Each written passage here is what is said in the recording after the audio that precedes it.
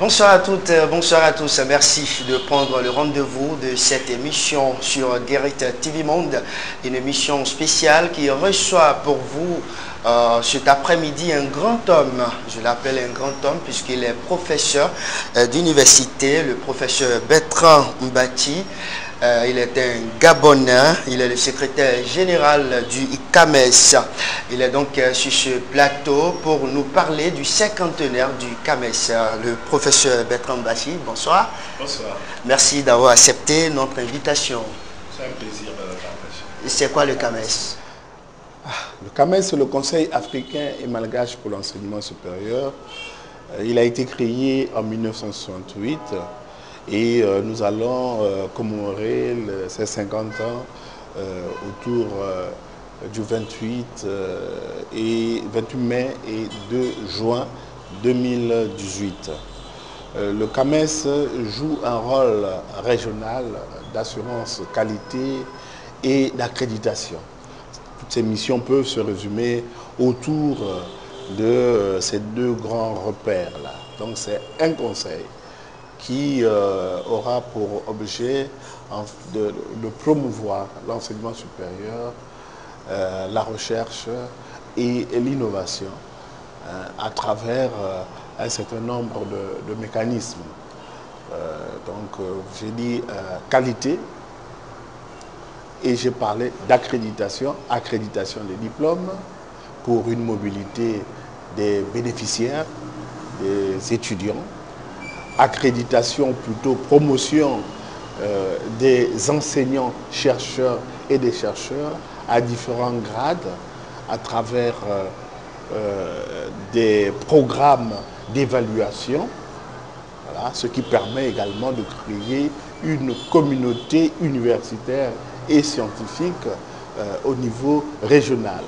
La marque CAMES est maintenant connue, elle s'impose dans le monde entier. C'est une marque qui est respectée. Et nous assurons la qualité. La qualité, c'est-à-dire un ensemble, on donne des conseils par rapport à un ensemble de mesures, d'attitudes, de prédispositions à promouvoir pour que les produits soient acceptés par les autres. Voilà en gros ce que je peux dire du CAMES. Bon, c'est le secrétariat général que je dirige n'est que la cheville ouvrière, et au-dessus du secrétaire général, il y a le conseil d'administration constitué des ministres des États membres. À l'heure actuelle, nous sommes 19 pays. Le professeur Bertrand Mbati est à la tête du CAMES, ça fait combien de temps? Je suis là depuis 2011, donc faites la différence, j'entame ma 7e année. Et j'ai terminé mon premier mandat. Maintenant, j'entame mon 2e et dernier mandat. Il faut 2 mandats. Oui, voilà, les textes ne seront pas modifiés. Ça sera seulement 2 mandats. Voilà. 2 mandats de 5 ans, c'est renouvelable une fois. Mais je peux avoir, j'ai déjà eu à mon actif 1 an qu'on m'a donné pour assurer une petite transition. Donc en fait, j'ai fait déjà un mandat de 6 ans. Et là, je suis appelé à faire un mandat là, que j'ai démarré en août dernier, un mandat encore de 5 ans. Depuis que vous êtes à la tête du CAMES, qu'avez-vous posé comme acte? Et vous-même, aujourd'hui, vous êtes quand même fier d'en parler. Oui, je pense que en arrivant en 2011, j'ai pris pleinement conscience de la mission qui était celle du CAMES. Les États ont confié au CAMES la responsabilité d'évaluer son élite, les ressources humaines les plus hauts en termes de qualification. C'est l'enseignement supérieur, la recherche et l'innovation. Donc le CAMES devrait faire cette évaluation en bonne et due forme. Parce que si cette évaluation se fait à minima, le risque c'est de disposer des ressources humaines qui ne sont pas capables d'agir sur le développement. Alors pour moi, en arrivant à la tête, je me suis dit il faudrait réfléchir sur les voies et les moyens pour que cette élite pour laquelle nous assurons la promotion soit une élite compétente, hein, sur laquelle peuvent s'adosser les États par rapport à leur vision d'émergence. Puisque tout le monde, est tout à fait normal, aspire pour un recul de la pauvreté, aspire pour un meilleur être, et ceci ne passe que par la recherche, par l'éducation, comme disait Mandela, hein, l'éducation est la meilleure arme pour changer le monde. Donc, cette responsabilité, la prise de conscience, m'a amené à initier le premier plan stratégique de développement du CAMES. Ce premier plan stratégique de développement du CAMES, articulé en 7 axes, hein, si vous me permettez, on va peut-être les décliner rapidement. Il y a le code d'éthique et de déontologie. Premier axe. Hein, il fallait donc faire en sorte qu'il y ait un pacte de confiance entre le CAMES et ses différents partenaires. Hein, et ces partenaires sont multiples. Il y a d'abord les États qui sont ses partenaires. À travers les États, on trouve les promus du CAMES qui viennent, donc les enseignants, chercheurs et chercheurs qui viennent demander un service au CAMES. Si on leur rend ce service, il faudrait que de part et d'autre, il y ait un pacte de confiance. Un service pour quoi? Non, pour leur promotion, pour devenir professeur, pour devenir maître assistant, pour franchir en fait les grades du CAMES. Dans ce cas, le CAMES trouve les moyens financiers ou quoi? Ah, c'est pas le CAMES qui trouve les moyens financiers, c'est celui qui vient devenir, celui qui cherche les services, qui amène les moyens, de l'argent pour que, en fait, à travers les États, pour qu'ils puissent être évalués. Et il y a aussi les partenaires qui accompagnent également l'enseignement supérieur en Afrique. Hein, je pense par exemple au DAD, qui est le service de coopération de l'enseignement supérieur au niveau des Allemands. Je pense à l'AUF, comme vous connaissez, l'Agence universitaire de la francophonie, etc., etc. Ce sont des partenaires qu'il faut rassurer. Hein, et on montre par ce code d'éthique comment nous travaillons. Quelles sont les valeurs que nous mettons en exergue et que nous respectons. Autre axe, c'est la modernisation de la gouvernance du CAMES. Vous savez, le CAMES a été créé en 2018, c'est-à-dire dans un contexte du XXe siècle, et nous sommes dans un contexte du XXIe siècle. Il faut évoluer, il faut tout adapter. Donc, il s'agissait en fait, à travers cet acte, de projeter le CAMES dans la modernité, d'utiliser les méthodes modernes qui facilitent l'archivage, qui facilitent la communication, etc., etc. Donc, c'est vraiment un grand mouvement que nous avons créé. Hein, donc, modifier les textes, les adapter à l'ère du temps. Il fallait au niveau financier également moderniser l'outil financier, c'est-à-dire utiliser le numérique, etc., etc. Un vaste chantier. Hein. Et puis, bien évidemment, il fallait créer, envisager des plans de carrière pour, et créer une attractivité pour le personnel. Hein, parce que si on veut être leader, comme c'est notre ambition, leader incontournable du développement à travers l'enseignement supérieur, la recherche et l'innovation, il nous faut attirer les meilleurs également. C'est les meilleurs qui doivent venir travailler. Hein, et pour cela, il faut leur mettre dans des bonnes conditions de prestation de savoir. Autre axe, il y en a 7. Hein, donc voilà, autre axe, troisième axe, c'est la numérisation. Nous sommes à l'ère du numérique. C'est un outil qui donne beaucoup, indispensable, qui favorise le réseautage, qui rapproche les gens. C'est vraiment un outil instantané. Donc, toute l'évaluation du CAMES, on devrait l'adosser à travers le numérique. Donc, c'est ce qui a été fait. Et puis, pour nous, c'était aussi le gage d'entraîner les enseignants, chercheurs et chercheurs qui ont été formés, pas dans le cas du numérique. Hein, au XXe siècle, il n'y avait pas ce numérique-là.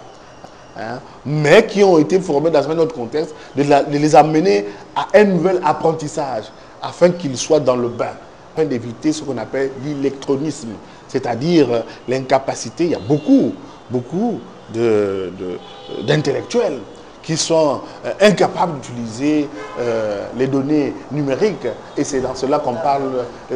Oui, le portable, oui, c'est rentré déjà dans les normes.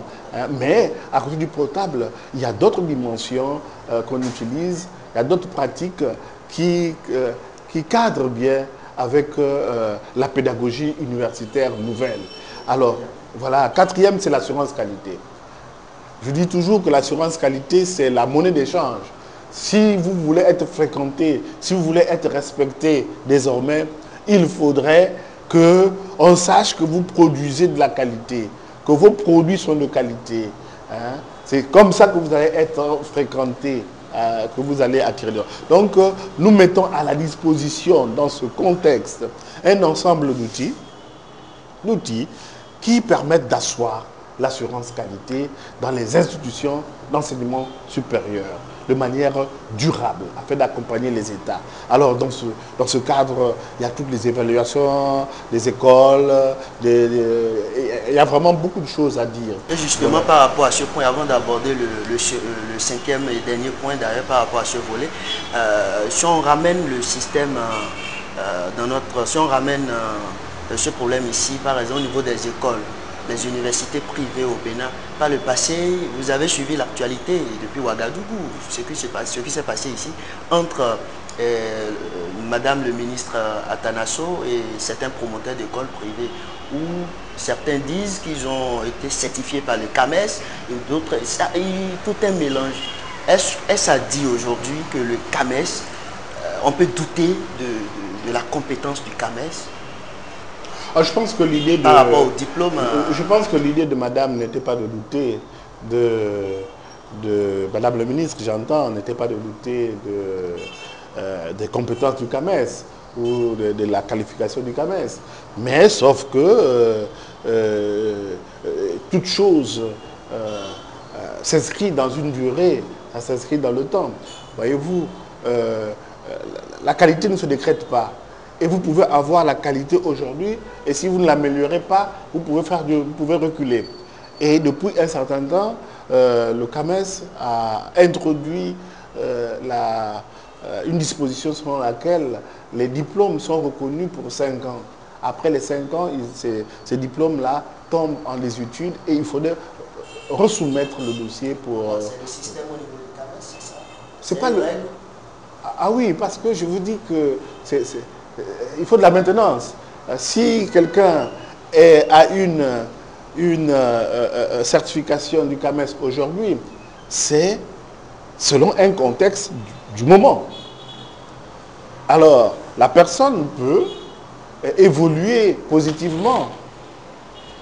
C'est-à-dire qu'elle va gagner en qualité en faisant des efforts. Comme elle peut aussi régresser. Elle peut faire le contraire de ce qu'elle avait présenté à un moment donné, qu'on avait jugé bon. Donc, partout où il y a évaluation, cette évaluation-là est toujours renouvelée après une certaine périodicité. Pour certains, c'est 3 ans, mais pour le CAMES, c'est 5 ans. Le cinquième point, c'est fait de... Il s'agissait donc comme axe de valoriser l'enseignement supérieur, la recherche et l'innovation. Alors ceci, notamment à travers les guides d'évaluation des enseignants, des chercheurs. Il s'agissait de ne plus utiliser les mêmes guides qu'on avait utilisés jadis. Il s'agissait de les renforcer en faisant encore d'autres exigences qui tiennent compte de la réalité du monde actuel, pour tout simplement les adapter, afin que nous puissions évaluer, non pas à minima, mais bien évaluer les enseignants et les chercheurs. Et l'innovation, qui est une traduction en fait des recherches, devait aussi être valorisée dans l'évaluation.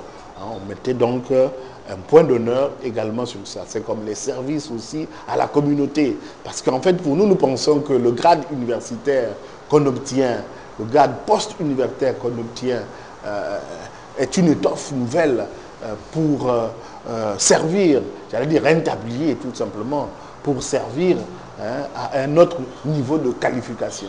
Voilà. Or, parfois, malheureusement, on a été, on est désolé de constater que certains prennent le garde pour aller faire autre chose que la recherche, que, voilà, que le service, pour se faire service, pour tout simplement même embêter, même créer encore du désordre dans le système éducatif.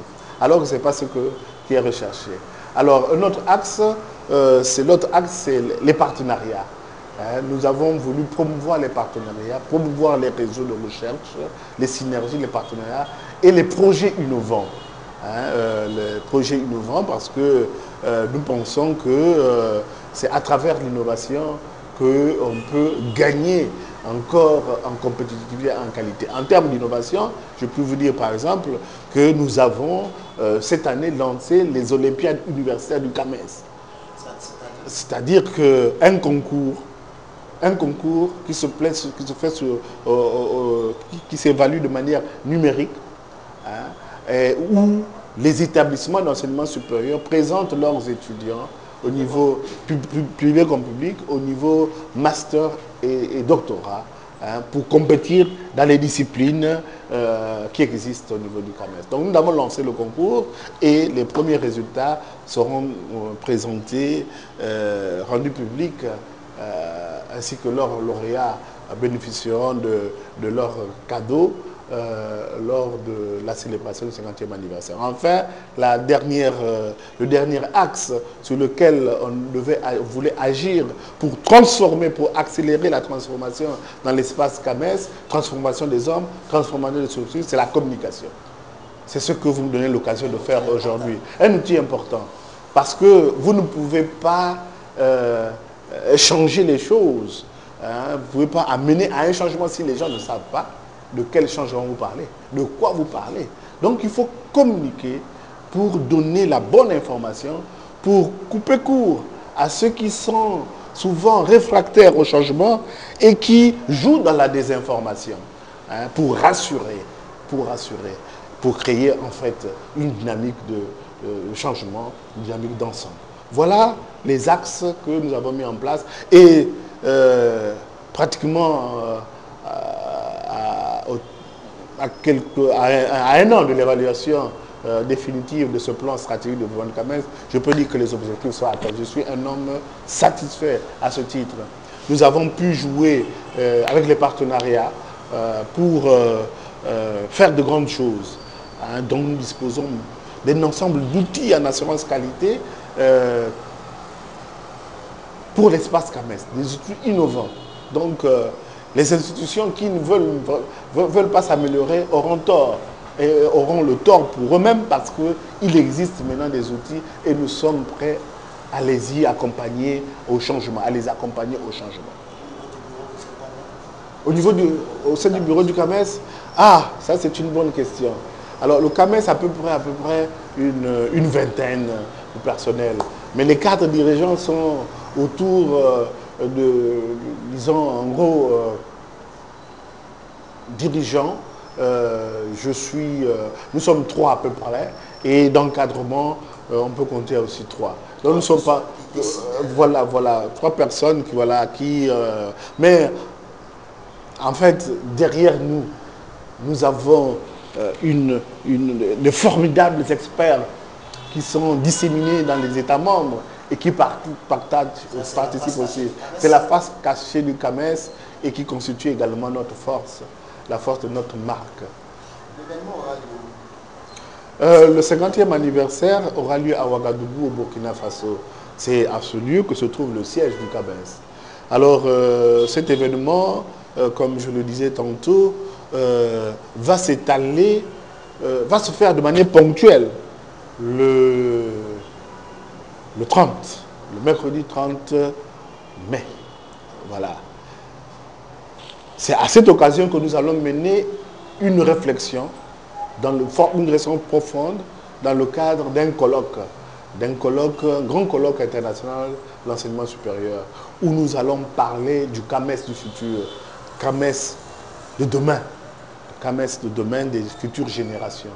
Nous allons pendant ce temps oser oser sortir des sentiers battus pour pouvoir capter les dispositions qui nous permettront d'être, et c'est ça que je le répète toujours, d'être les champions, des leaders incontournables du développement à travers l'enseignement supérieur, la recherche et l'innovation. Nous, comme thème, il y aura un certain nombre de thèmes. Il y aura le numérique, donc l'utilisation numérique, les services. Pardon?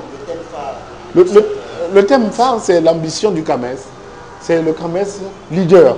Donc, toute notre imagination, notre imaginaire doit être mené, dirigé dans cet esprit qu'on soit leader. Comment être leader du développement à travers en utilisant le numérique, en utilisant le genre, parce que en trouvant des financements alternatifs, parce que c'est ça qui va faire l'objet de nos préoccupations. Voilà un peu ce qui est prévu comme colloque. Et puis après, il y aura d'autres manifestations. Il y aura une soirée gala. C'est culturel, c'est tout à fait normal. Voilà. Non, pas la après le travail, oui, pour magnifier effectivement ce qui a été fait. Et à l'occasion, donc, on va offrir, on connaîtra les lauréats, je vous ai dit, lors de la partie festive là, on connaîtra les lauréats des HOOC là, des Olympiades universitaires du CAMES. On aura également à présenter un livre sur l'histoire du CAMES. Et vous savez que l'un de mes prédécesseurs était béninois. Hein, il est décédé, hein, mais il était béninois. Et d'ailleurs, demain, j'irai m'incliner sur sa tombe. Alors, nous aurons également à présenter, à découvrir le premier ouvrage sur l'histoire du CAMES. Donc, ça sera des temps forts à vivre. Tout le monde est invité, même votre télé. Hein, vous êtes invité à participer à cette communication, parce que nous avons une vision pour la communication. Vous avez vu le dernier axe. Ah tiens, je n'ai pas parlé du dernier axe. J'ai oublié un dernier axe, vous n'avez pas été vigilant. Ah si, j'ai parlé de la communication tout à l'heure. Voilà, alors qu'est-ce qu'on met dans la communication? Voilà, j'ai parlé de l'importance. Mais nous comptons créer 2 réseaux. Ils sont même déjà lancés. Ils sont lancés. Il s'agit maintenant de pousser. Il y a un réseau des référents des institutions de l'espace CAMES, donc les établissements d'enseignement supérieur, et les ministères de tutelle. On souhaiterait qu'ils aient quelqu'un qui se charge de la communication, qui soit en contact avec nous. Et puis, il y a des réseaux comme les vôtres, là, des communicants, on appellera ça le réseau Ramsès, des communicants, hein, qui seraient prêts, des gens qui communiquent sur l'enseignement supérieur. Ils seraient donc dans ce réseau-là. Et nous, on leur enverrait des informations sur le CAMES qu'ils pourraient diffuser dans les réseaux sociaux, un peu partout. Voilà. Et on pourrait se retrouver sur leur impact à établir pour échanger ensemble. L'objet, c'est de changer la société, la communauté ensemble. D'accord, professeur Bertrand Bachi, on tire doucement vers la fin de cette émission, mais avant de vous laisser partir, aucune maison ne fonctionne sans avoir le minimum. Parlant de minimum, sans le moyen financier. Le CAMES trouve ses ressources financières. Ben, le CAMES, c'est d'abord une volonté des chefs d'État.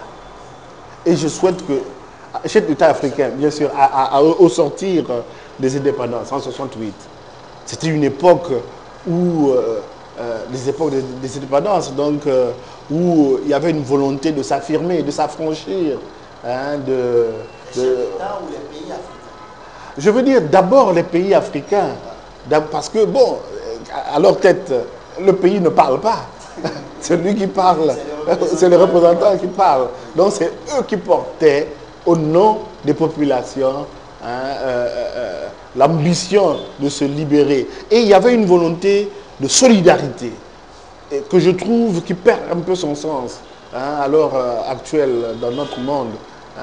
Voilà, en proie à beaucoup de difficultés. Donc, cette solidarité-là, il faudrait qu'on la retrouve. Je dis que c'est sur la base de la solidarité que les États africains, certains États francophones, se sont mis ensemble pour créer le CAMES.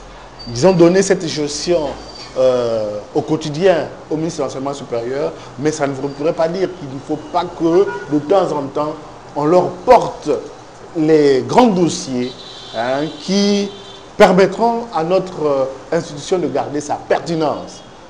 Et le 50e anniversaire est pour nous une occasion de porter aux responsables, aux chefs d'État, un certain nombre de recommandations si on veut que notre institution soit vraiment leader du développement.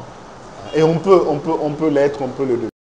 Oui, professeur Bertrand Mbashi, au fait, donc ça veut dire les chefs d'État africains mettent des moyens à la disposition du CAMES. C'est des États, voilà, vous me ramenez à, voilà, ce sont les États qui cotisent, qui cotisaient de manière régulière, mais maintenant ça a diminué, ça devient aléatoire.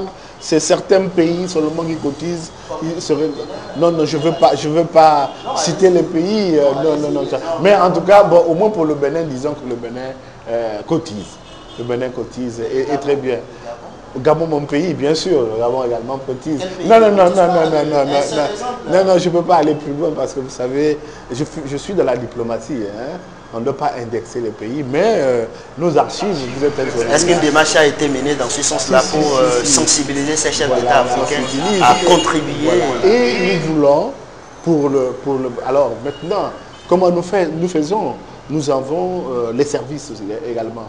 Parce que quand on vient faire, on veut faire évaluer un diplôme, etc., il y a les services, les experts qui sont payés, et là aussi, ces services-là nous apportent des fonds qui nous permettent d'avancer, et des fonds qui ont soutenu le plan stratégique de développement du CAMES. Nous avons aussi l'ambition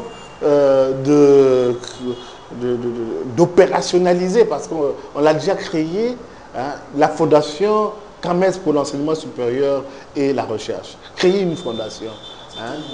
C'est une innovation, bien sûr, une innovation pour le CAMES, mais une pratique qui existe ailleurs, dans les pays développés. Cette pratique-là existe et nous allons essayer de bien copier chez les autres, d'adapter pour avoir une structure qui se gère de manière autonome, dans laquelle le CAMES peut avoir une certaine représentation, mais qui pourrait apporter un appui au CAMES de manière en termes de financement et qui pourrait donc être l'interlocuteur vers d'autres fondations qui aimeraient financer le CAMES pour les aspects en lien avec le développement autour de l'enseignement supérieur, de la recherche et de l'innovation. Je vous remercie pour votre aimable. Oui, monsieur professeur Bertrand Mbashi, vous êtes le secrétaire général du CAMES. Avant de boucler cette émission, votre conclusion? Ma conclusion, c'est que je crois au CAMES, je crois à l'avenir de l'Afrique, et cet avenir-là passe, à mon avis, par le CAMES. Parce que c'est la science, c'est la connaissance qui libère. C'est le capital humain doté de capacités de promouvoir le savoir qui libère. Un homme historique connu au nom de Jésus disait que mon peuple périt par ignorance. Et c'est le savoir qui fait reculer l'ignorance. L'ignorance qui est à la source de toutes les incompréhensions, à la source de tous les problèmes, à la source de toutes les calamités que nous connaissons. Parce que quand on ignore, on a peur. On a peur et on est prêt à adopter des attitudes qu'on ne peut pas comprendre et qui ne font que faire reculer la dignité humaine. Merci beaucoup, professeur Bertrand Bachi. Je rappelle, chers internautes, que vous êtes le secrétaire général du CAMES. Mesdames et messieurs, ce sera donc tout pour cette émission spéciale sur Guérit TV Monde. Une fois encore, merci à vous pour votre fidélité légendaire. Vous avez donc compris désormais, en mai prochain, CAMES aura 50 ans. Le rendez-vous est désormais pris, tous à Ouagadougou, à partir du 28 mai prochain, pour célébrer cet événement, un événement africain et pourquoi pas un événement mondial. Mesdames et messieurs, merci à vous et à très bientôt. On se donne rendez-vous toujours avec le secrétaire général du CAMES en mai prochain, en direct de Ouagadougou, certainement, si Dieu le veut. Merci beaucoup, professeur.